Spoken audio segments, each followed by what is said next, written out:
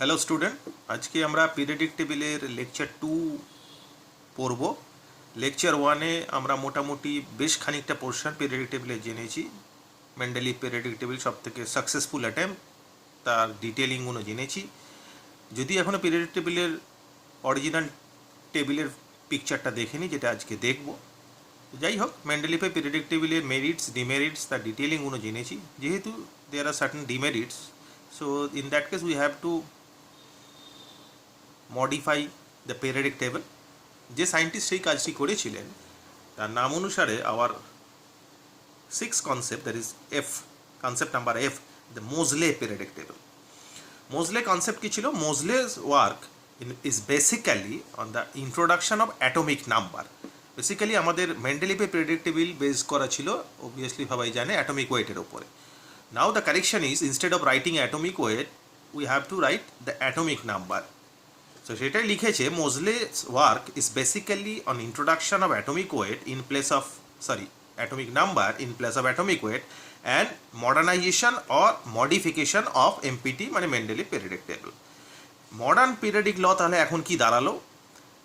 যেটা, সেটা হচ্ছে physical and the chemical properties of the element are periodic function of their atomic number. আগে কিন্তু এই জায়গাটায় ছিল, সবই এক ছিল, শুধু এই জায়গাটায় ছিল অ্যাটমিক ওয়েট। চেঞ্জ দাঁড়ালো যেটা, সেটা হচ্ছে physical and the chemical properties of the element are periodic function of their atomic number. মানে মৌলের ভৌত এবং রাসায়নিক ধর্মগুলি তার পারমাণবিক সংখ্যার পরিবর্তনের সাথে সাথে পরিবর্তিত হয়, যেটা আগে পারমাণবিক গুরুত্ব ছিল। So now we can say that the actual electronic configuration, especially that in the valence cell, is the fundamental feature on which the ideal periodic table should be based. এর মানে কি? তার মানে আমরা অ্যাটমিক স্ট্রাকচার, যেটা atom electronic configuration দেখেছিলাম, সেই ideal electronic কনফিগারেশনগুলো ঠিকভাবে লিখলে তার থেকেই অ্যাকচুয়ালি এলিমেন্টসগুলোর প্লেসমেন্ট হয় পিরিয়ডিক টেবিলে। দেখবো আমরা এক্ষুনি। So the periodic law should be modified as physical and chemical properties of the element are periodic function of their electronic configuration in the valence shell. Alternatively, we can say this law as a modified law, the physical and the chemical properties of the elements are periodic function of their electronic configuration. মানে কোনো মৌলের ভৌত এবং রাসায়নিক ধর্মগুলি তাদের সঠিক ইলেকট্রনীয় বিন্যাসের ওপর নির্ভর করে। সো মডার্ন পিরিয়ডিক যে টেবিলটা আছে, তাতে পিরিয়ড কিন্তু 7টাই আছে, কিন্তু গ্রুপ আছে 18। মেন্ডেলিভে পিরিয়ডিক টেবিলে পিরিয়ড 7টা ছিল, কিন্তু গ্রুপটা আমাদের 8 পর্যন্ত ছিল, একটা 0 গ্রুপ ছিল, আর বাকি গ্রুপগুলোকে এ বিতে ডিভাইড করা হয়েছিল। তাহলে let us see the periodic table. একটু দেখি পিরিয়ডিক টেবিলটা কীরকম। This is modern periodic table, যেটাতে আমরা দেখতে পাচ্ছি যে group 1, 2, 3, 4, 5, 6, 7, 8, 9, 10, 11, 12, 13, 14, 15, 16, 17, 18. We have 18 groups and period obviously 1, 2, 3, 4, 5, 6, 7. ঠিক আছে? এখানে লেফট সাইডে যারা আছে তারা এস ব্লক এলিমেন্টস, রাইট সাইডে from 13 to 18 are the P block elements, মাঝখানে যেগুলো আছে those are D and F block elements. তার মধ্যে ডিটা এইরকম গ্রিন রিজিয়ানে, লাইট গ্রিন, এই লাইট ব্লু রিজিয়ানে লেখা আছে।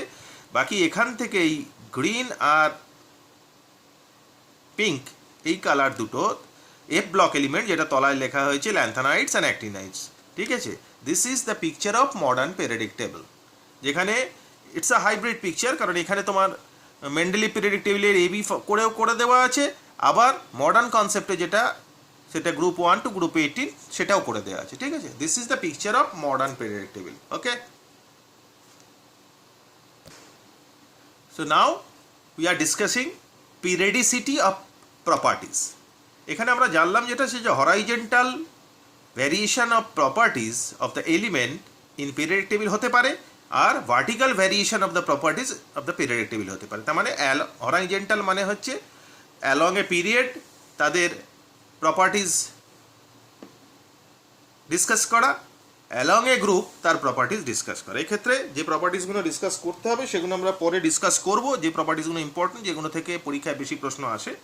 তো প্রথমে যেটা খুব ইম্পর্টেন্ট জায়গা, সেটা হচ্ছে যে we have to identify the group, period and the block of the element. কোনো একটা এলিমেন্ট দিয়ে দিল, সেই এলিমেন্টটা কোন গ্রুপের, কোন পিরিয়ডের, কোন ব্লকে আছে সেটা আইডেন্টিফাই করাটা খুব জরুরি। We have a very interesting trick from which you can easily identify the group, the period and the block.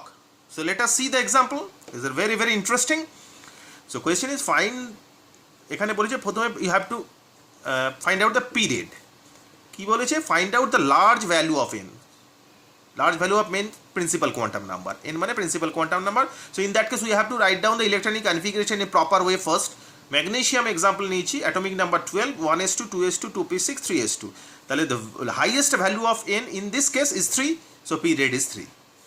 What about iron? Iron atomic number 26, 1s2, 2s2, 2p6, 3s2, 3p6, 3d6, 4s2. So highest value of n obviously 4. তাহলে এটা কোন পিরিয়ডে আছে? Period 4 এ আছে। ঠিক আছে, এইভাবে পিরিয়ডটা খুব ইজি, এইভাবে পিরিয়ডটা বার করে নিতে পারবে। নাও এবার ব্লকটা কীভাবে বার করবো? তার রুল কি? What is the trick? Find the entry of the last electron in which subshell. কোন সাবসেলে লাস্ট ইলেকট্রন ঢুকছে সেটা আগে বার করতে হবে। সেটা যদি বার করতে পারি তাহলে আমি ব্লকটা বার করে ফেলতে পারবো। যেমন phosphorus atomic number 15, 1s2, 2s2, 2p6, 3s2, 3p3। তার মানে লাস্ট ইলেকট্রন কোথায় ঢুকেছে? পিতে। So definitely it's a P block element. Highest principal quantum number value 3, তার মানে period 3, block P. In case of potassium, 1s2, 2s2, 2p6, 3s2, 3p6, 4s1. So definitely highest value of n is 4, so period is 4. Block, obviously S a last ঢুকেছে, the block is S. Now let us see the another interesting example. Iron 26, 1s2, 2s2, 2p6, 3s2, 3p6, 3d6, 4s2. এই জায়গাটা electronic configuration কেন এইভাবে লেখা হয়েছে আমরা atomic স্ট্রাকচারে discuss করেছিলাম। কিন্তু এখানে যেটা ইন্টারেস্টিং পয়েন্ট, অবভিয়াসলি পিরিয়ডটা 4ই হবে, হাইয়েস্ট ভ্যালু অফ n হচ্ছে 4, কিন্তু ব্লকটা কিন্তু S হবে না। কারণ ট্রানজিশনাল এলিমেন্টের কেসে you have to identify the highest value of n plus l. n plus l value যেটার হাইয়েস্ট সেইটাতে লাস্টে কিন্তু ইলেকট্রন ঢোকে। এখানে তার মানে 4s2তে আগে ইলেকট্রন ঢুকে গেছে, যদিও লিখেছি পরে, কিন্তু ইলেকট্রন 4s2তে আগে ঢুকে গেছে, তারপরে ইলেকট্রনগুলো ডিতে ঢুকছে এক এক করে।